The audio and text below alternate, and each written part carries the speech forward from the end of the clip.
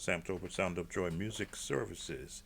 And this is our second installment of Is It Jazz or Is It Gospel?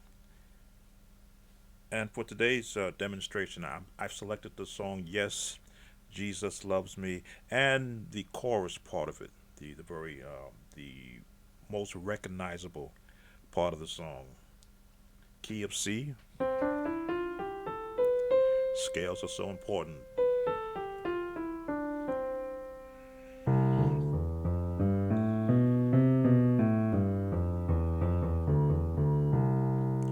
because within the scales we're going to find our melody that we're going to apply chords, and then I'll let you decide. And I would like if you could put in the comment section a one if you think it's jazz in my demonstration, or two if you think it's gospel. Here we go.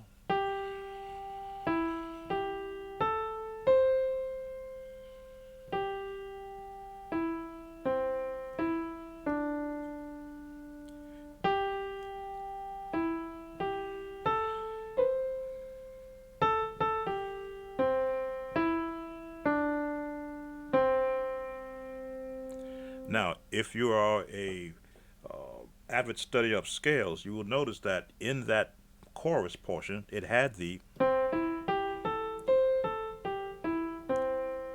pentatonic scale, which is in some circles is known as a jazz scale.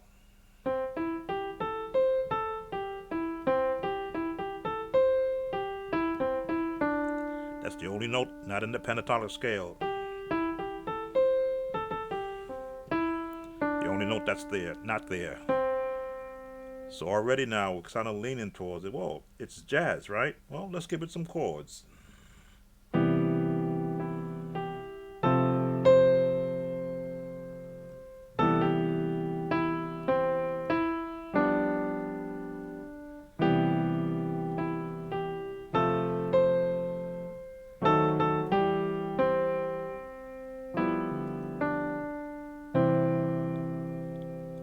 I purposely threw in this C major chord because it is a known one of the standard jazz chords.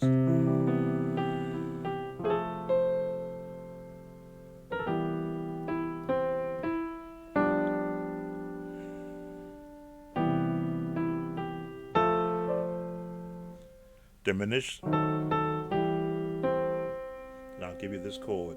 Another jazz chord.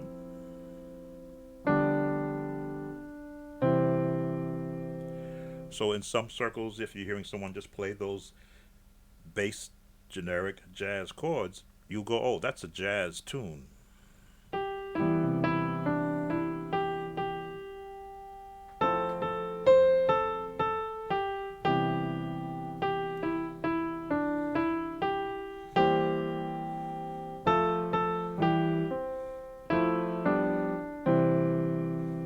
Gave you some of the verse part. As you can see, I'm applying generic jazz chords underneath, and this was very important, underneath the melody.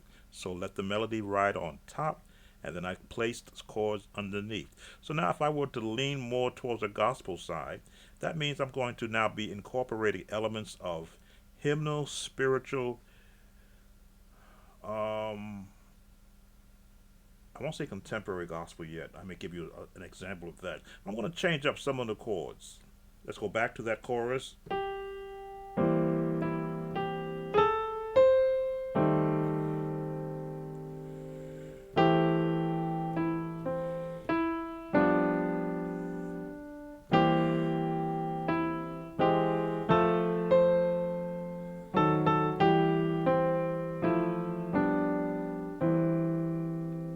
Now I changed basically one chord. I took it from the and made it a inversion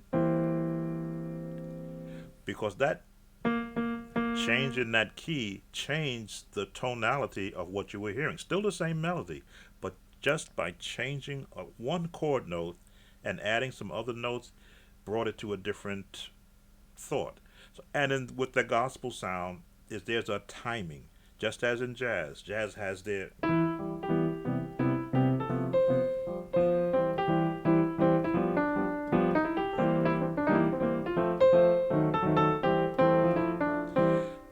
gospel. That's I kind of rushed it, but I understand.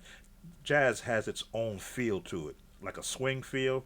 But when you get into that gospel, and I mean traditional gospel sound, where they go to what we call is a 6/8 timing,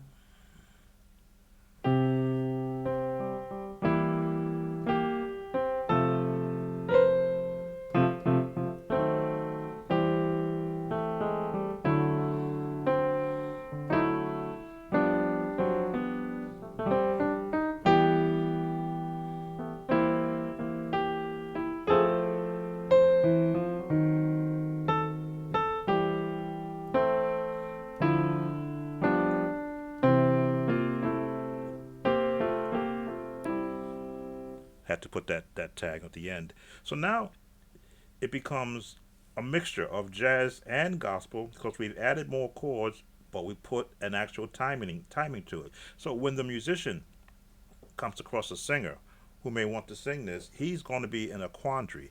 Which direction will she be leading the song? The melody may still be the same, but the inflection of that melody will lead you either more towards jazz or jazz and gospel. Let me give you an idea, and I'll go with the whole verse song.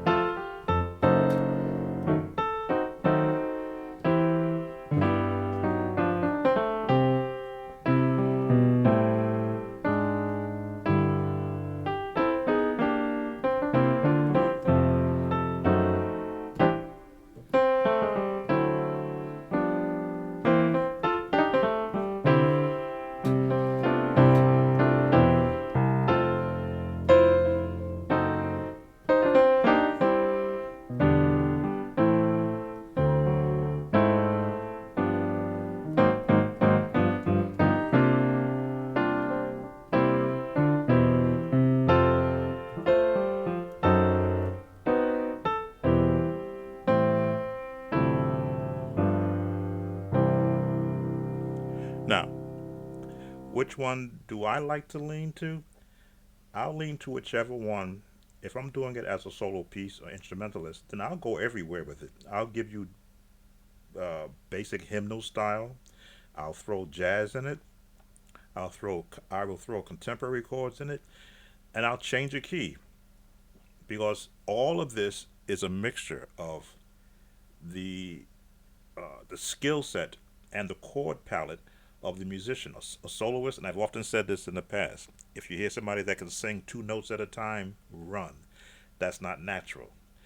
So when you're playing for yourself as a musician, you are the soloist. Melody again determines what the song is. Chords support what that melody is. If I was just doing chords, you'd be guessing which song I was playing. So let me just give you another demonstration of expanding the range of a song that could be jazz or gospel. Here we go.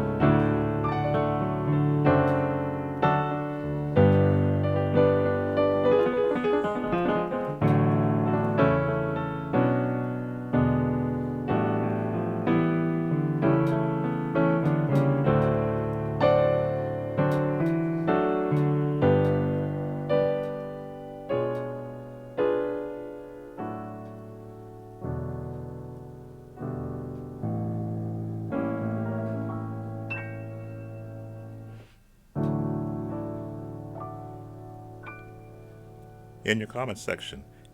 Is it jazz or is it gospel?